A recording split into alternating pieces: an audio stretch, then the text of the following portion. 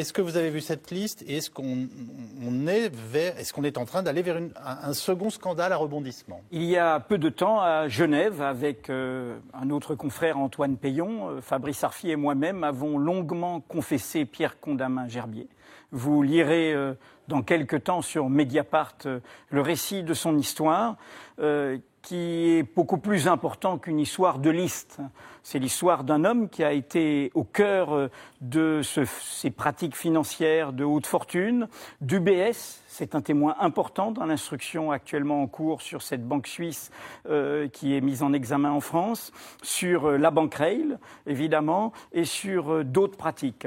C'est un homme qui pense contre lui-même. Il est de droite, il a été responsable de l'UMP là-bas, il a été au cœur de ce système, et il fait un chemin comme arrivent souvent certaines personnes qui viennent vers la police ou vers la justice en 10 ans comme des insiders, des gens qui ont été à l'intérieur du système, ce qui s'y passe. Ça, c'est l'important.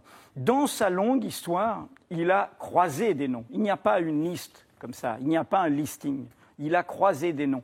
Pour nous, journalistes, ces noms n'existent pas tant qu'il n'y a pas de vérification, tant qu'il n'y a pas de documents, tant qu'il n'y a pas de recoupement. Voilà, et ce sera expliqué tranquillement dans Mediapart dans quelques temps, dans un entretien exclusif. Nous sommes restés toute une journée dans une salle d'un hôtel, dans un salon d'un hôtel de Genève. Et je rappelle que notre confrère Antoine Peillon, que vous avez cité, journaliste au journal La Croix. Et nous travaillons en journaliste solidaire, car il faut rappeler que dans l'affaire Cahuzac, c'est grâce à Antoine Peillon et à Condamin-Gerbier que nous avons su le rôle de la banque Rail, qui est au cœur de certaines pratiques des élites oligarchiques françaises. Pensez-vous que ce serait une bonne idée que le gouvernement français, que notamment à Bercy, on pose des questions sur cette liste, ou ce qu'elle soulève comme problème, notamment aux autorités suisses? Je pense que M. de Courson, qui mène très bien la commission d'enquête sur l'affaire Cahuzac, a pu voir combien il y a un vrai problème des administrations, de leur attitude. Nous avons été entendus, mais depuis j'ai regardé comment les gens des finances de M. Bézard dont on parlait, les gens de Bercy ont été... Et je m'aperçois de leur soit prétention ou naïveté, c'est-à-dire qu'ils ne font pas les vérifications, ils ne font pas ce travail-là. Il y a une vraie clé dans les débats que vous allez avoir au Parlement. Donnez les moyens à la justice et à la police. Donnez-leur les mêmes moyens que vis-à-vis de la mafia, des repentis qui peuvent travailler pour eux, des gens comme M. Condamin-Gerbier qu'on pourrait protéger, qui pourraient faire connaître ce milieu, car c'est un milieu fermé. Quand je dis qu'il pense contre lui-même, c'est un tout petit monde, Genève. Il y vit toujours. Il est français, M. Gerbier. Oui. Il est de Saint-Étienne, même, très précisément. Et il se retrouve, et vous savez quel type de blâme social que ça fait, quelqu'un qui a été dedans. Je vais vous donner un scoop. M. Gerbier a même été un témoin, Condamin-Gerbier, dans l'affaire Tapie. Il a vu M. Tapie un jour débarquer début 2008 à Genève, et il l'a raconté au juge, où M. Tapie dépensait déjà dans la tête l'argent de l'arbitrage qui n'était pas encore rendu. Il venait voir s'il pouvait faire quelques acquisitions et il avait contacté par des intermédiaires M. Condamin-Gerbier pour ça. Voilà. Alors, Charles de Courson, est-ce que vous allez auditionner Pierre Condamin-Gerbier ?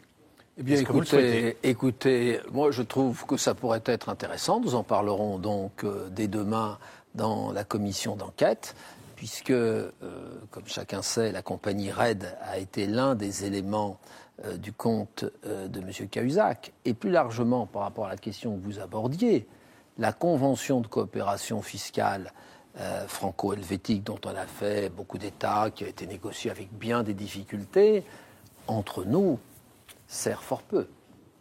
Parce que, on l'a vu dans l'affaire Cahuzac, se faire répondre « il n'a rien » et 2 mois plus tard, la personne, c'est-à-dire Jérôme Cahuzac disant « j'en ai bien un », il faut quand même l'expliquer. Et c'est vrai que la commission d'enquête a été choquée par la non-réponse du directeur général des finances publiques. On a été très choqués, tous.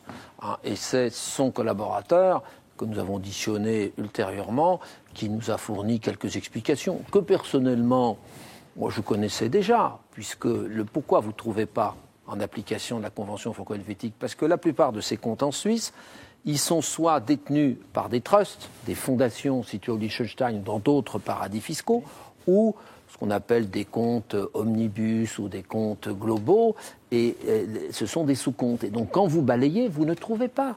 Donc la convention franco-suisse est absolument inapte à détecter les 80 milliards, puisqu'il y a 80 milliards d'actifs détenus par des résidents français en Suisse non déclarés à l'administration française. Ce n'est pas nous qui le disons, c'est la Confédération helvétique qui nous l'a dit.